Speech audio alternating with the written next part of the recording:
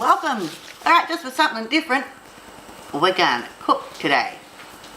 We're going to make quiche, and we're going to make the pastry from scratch. It's the processor pastry. It's my photocopies that I got out of a magazine, I don't know how long ago, but anyway, it's pretty easy. It's the most easiest pastry and quiche recipe that I think I've ever found. Pretty much you just need a food processor with like the dough blade in it. You need a Luna's getting some dinner. You need 3/4 cup of plain flour, 1/2 cup of self-raising flour, 90 grams of chopped butter and 2 tablespoons of water, and that's it. Obviously you just need to grease your quiche dish. I've just got one of those ones where the bottom comes out because you'll thank yourself later for that one. And that's it. So all you got to do is put your 2 flours in your processor, add your butter, get it out of there, chuck your top on, a little bit there, and whiz it up until it forms breadcrumbs.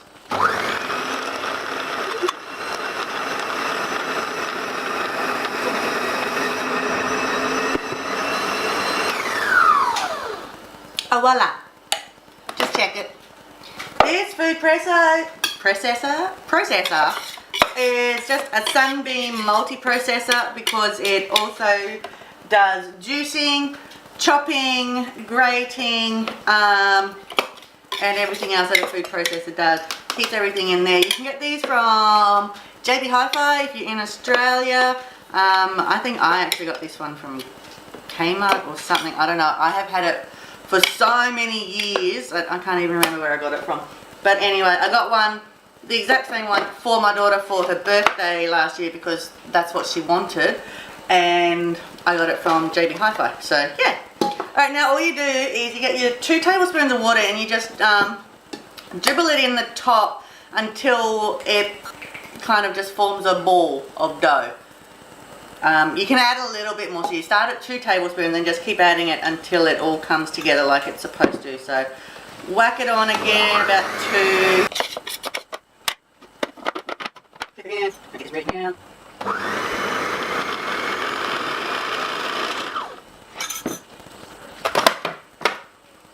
Get rid of the food processor. I'm just going to chuck it on the bench. Go old school because it's been a butt today. Pretty much it just comes together and forms a ball, but it doesn't want to do that in the food processor today, so you can always just dip it out on the bench, chuck that in there to wash for later. You can feel if it's a bit dry or not. You don't want it too dry, but you still want it a bit of moisture in it. This is what it's supposed to do in a food processor if your food processor wants to play the game. If it still feels a bit crumbly, I'm not sure if it's because there's not enough butter or not enough water.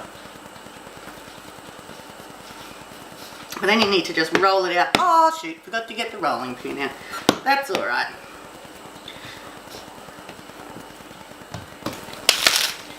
Alright, so that's about as good as it's going to get. Simple dimple. Grab yourself some baking paper. I don't know what happened to the box for this one, but so you want 2 sheets. Like so.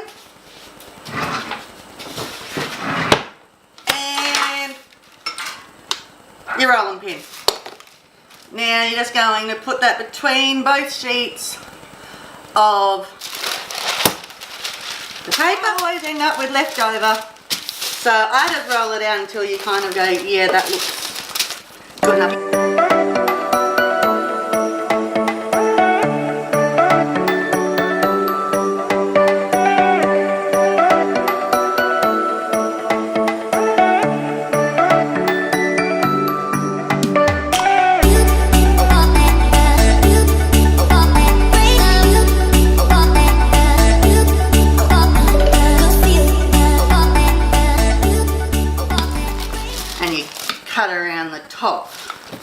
you can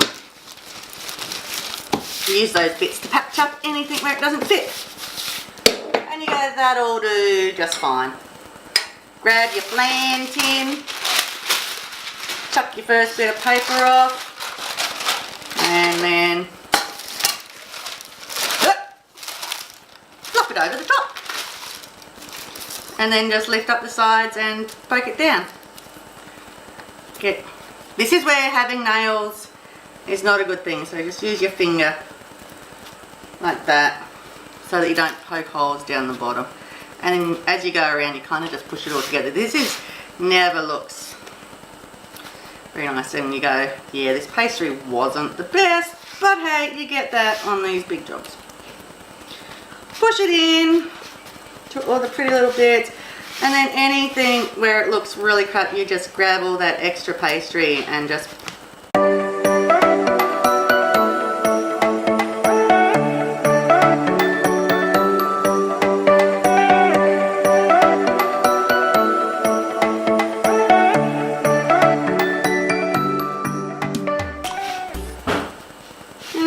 just go, that'll do. There you go. It's looks really shit, but it'll come good, and then you just chuck that in the fridge for 20 minutes, just basically so that the butter can firm up, and that's that. So chuck it in there and have a cuppa. So next you move on, so that's been in the fridge for about 10 minutes, so you can get on to doing the garlic and the spinach. Now you need 250 grams of spinach. I just use this stuff, the frozen. It's exactly 250 grams, so you don't have to think about it. So get your garlic crusher, which I got no idea how long I've had this thing for, but it is the best. It says 1 clove. I usually do like a little bit extra. Squeeze it in. You've got a tablespoon of just oil. So you just got to heat this in there until it's, what does it say, fragrant.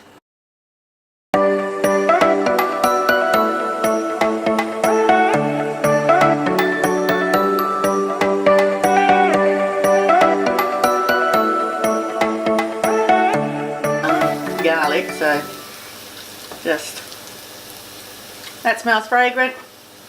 Chuck your spinach in until all of the water evaporates. So once it's all, the water's evaporated, which probably isn't going to take too long because I did squeeze it out, I just set it aside and let it cool a little bit until it's needed for the next bit. And there you go.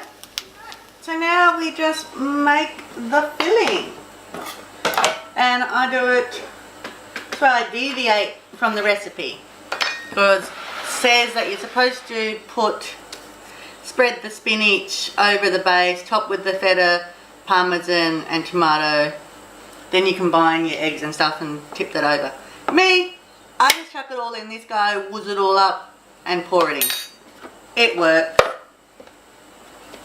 Right, that is not on properly.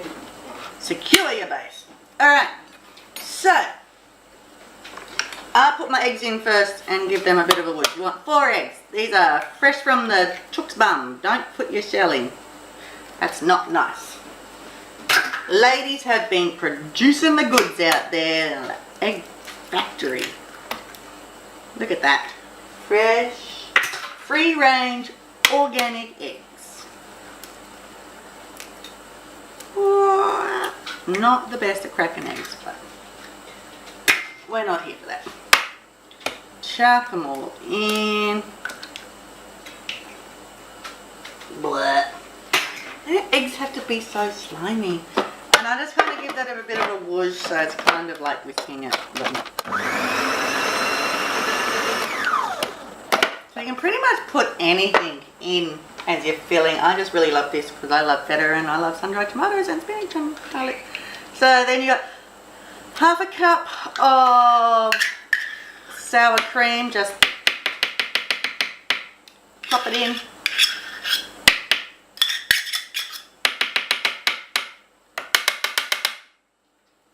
Something like that. Half a cup of milk. And then I just whoosh that together so that the sour cream's not lumpy. Beautiful. And then you want some parmesan, freshly grated parmesan. You want just 2 tablespoons. Chuck it in, chuck it in. And it says 150 grams. These little guys come in 200 gram packs, so you know what I'm going to say, just chuck it all in. Of course, you're going to give it a bit of a whoosh and it breaks it down. Some more. Love the feta. Any feta, doesn't matter. This one happens to be crumbly Greek style feta. And it is supposedly half a cup of sun-dried tomatoes. Now I have sun-dried tomato strips because that makes your life a lot easier. Now, hey, I do, you know, put them in, chuck it in, and then another little bit for good measure, because it kind of all just whooshes up in the end. Like so. Hand is now nice and oily, and then don't forget your spinach and garlic from earlier, which has been cooling down. So yeah, deviate from the plan. You can follow it totally, but I've never actually done that. I've only ever done it this way, and that's just what I do. And whoosh it up.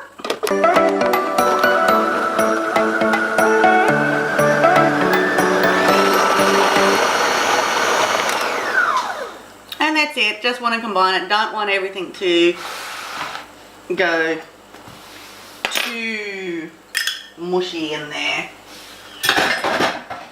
And by that stage, your base has been in the fridge for 20 minutes and then some. So get a baking tray, grab your base, which is so that when you put it in the oven it doesn't all spill everywhere.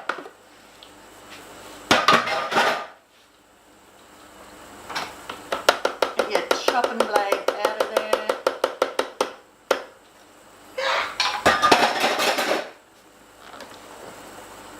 And that's yum yum pig's bum. And then just pour it in there. I don't know if doing it the other way makes any difference. Now generally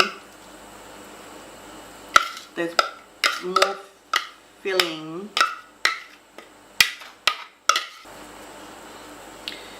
Smush it out to make it even. Wow, yum.